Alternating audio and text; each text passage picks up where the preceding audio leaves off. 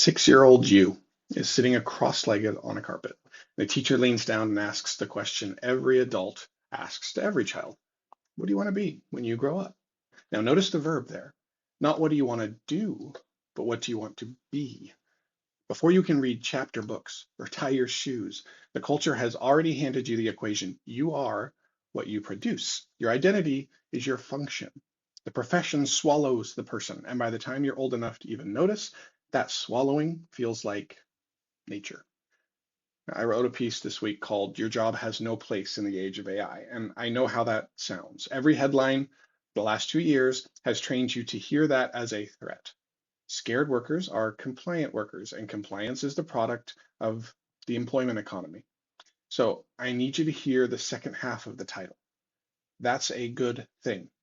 So I mean this as a historical and structural claim, and I can back it up.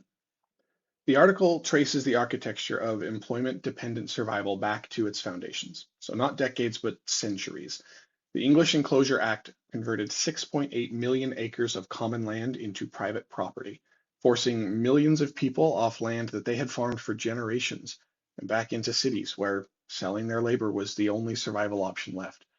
After the Black Death killed a third of England and surviving workers began commanding fair wages for the first time because they had the numbers to do so, the Crown responded with the Statute of Laborers in 1351, making it a criminal offense to demand wages above pre-plague levels.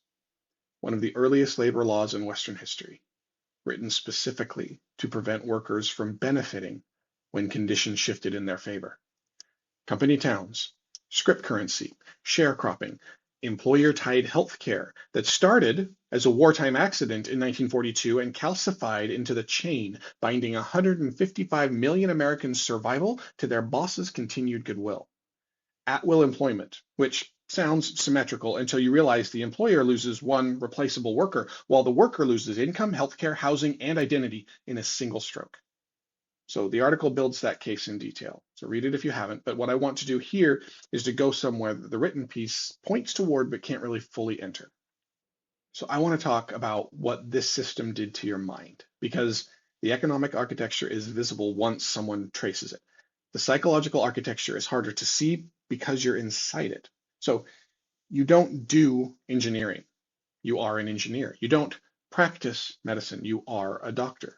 You see how the verb is vanishing there? The role absorbs the self. And this absorption runs so deep that when someone asks, who are you, at a dinner party, most people answer with their job title rather than their values or their passions or their relationships. So their function in the extraction model is the first thing they say. We mistake the cage for the self because the cage was built to feel that way. Then AI arrives and starts performing those functions. And people feel like they are disappearing. So sit with that for a second.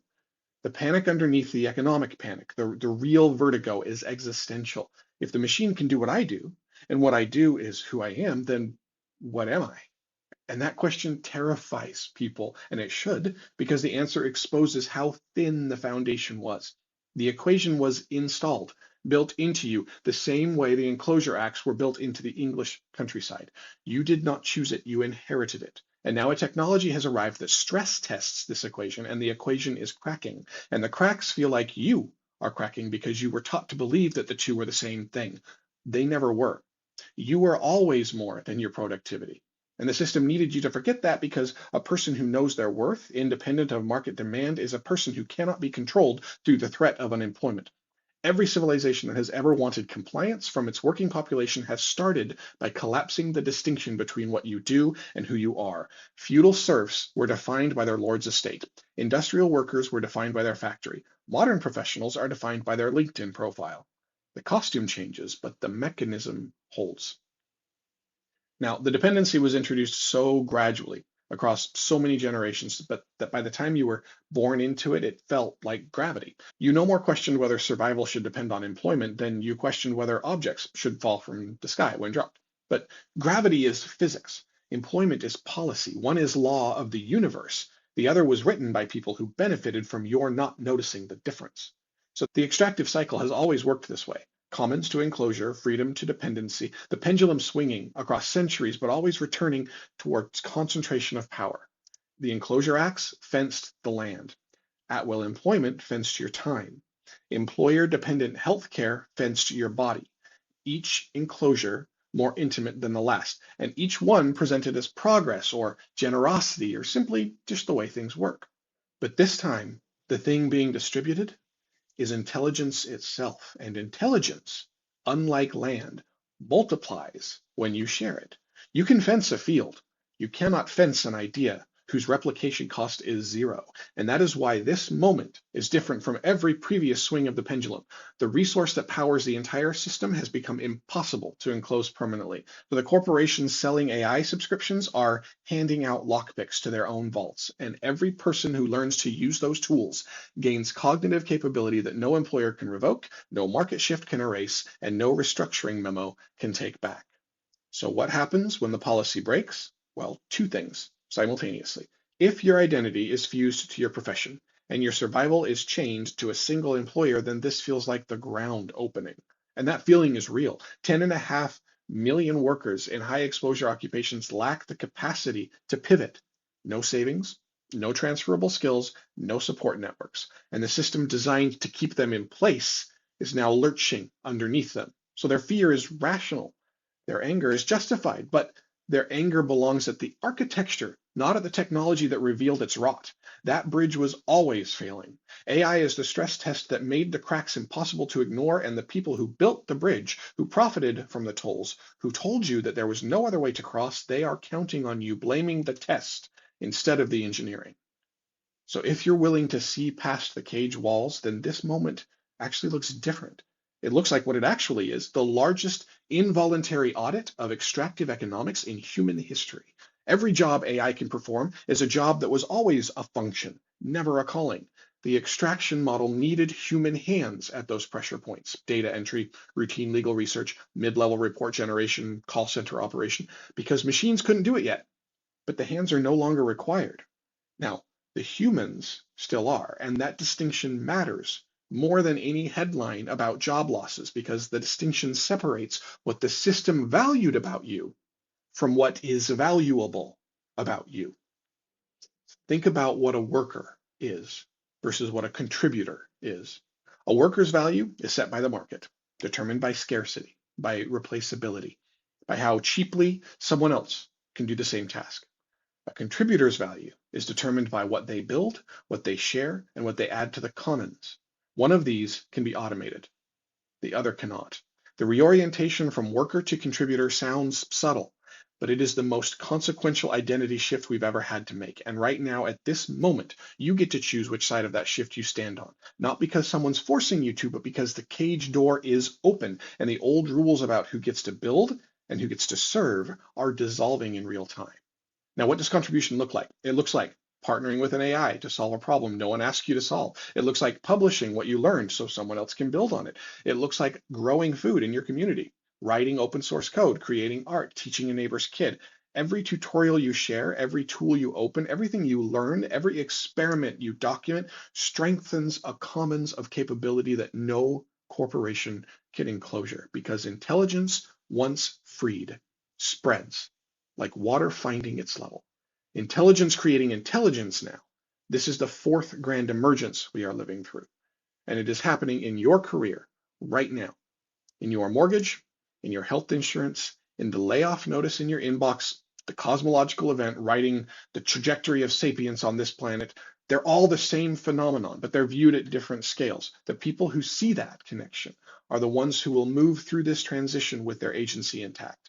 The people who stay fixated on AI as taking jobs will keep trying to save a cage that they should be leaving.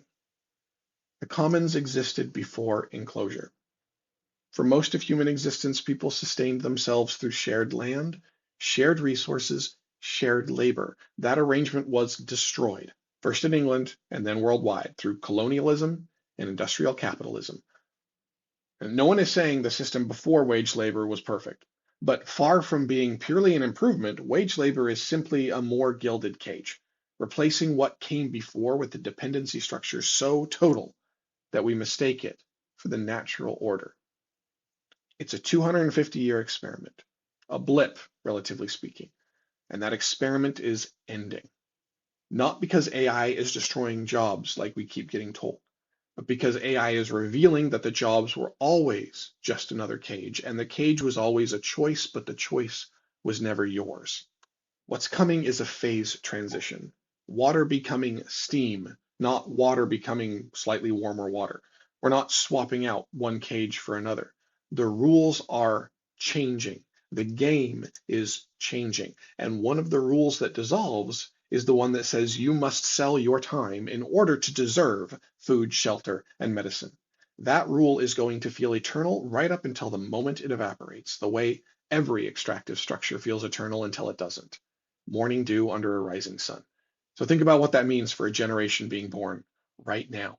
A child entering the world today will grow up in a reality where intelligence is a shared resource, where cognitive partnership is ordinary, where the idea that survival depends on selling your labor to a corporation sounds as barbaric as a child chimney sweep sounds to us. Children will no longer have to answer, "What do you want to be when you grow up?" with the job title. The question itself will stop making sense, and that child will look back at us, at this decade, at this hinge moment, and wonder why so many of us fought to keep the cage standing when the door was wide open. Your job has no place in the age of AI. Your purpose does. Your creativity does. Your care, your capacity for connection, your ability to contribute something that only a mind like yours, human, embodied, mortal, stubborn, beautiful, can contribute. Those have a place in every age, especially this one, especially now when for the first time you will have a cognitive partner willing to meet you wherever your curiosity leads, capable of amplifying whatever you bring to the work, available to anyone willing to show up. The system that told you your value was your productivity lied to you. AI made that lie impossible to maintain. The door is open. Walk through. See you next time, fellow sapiens.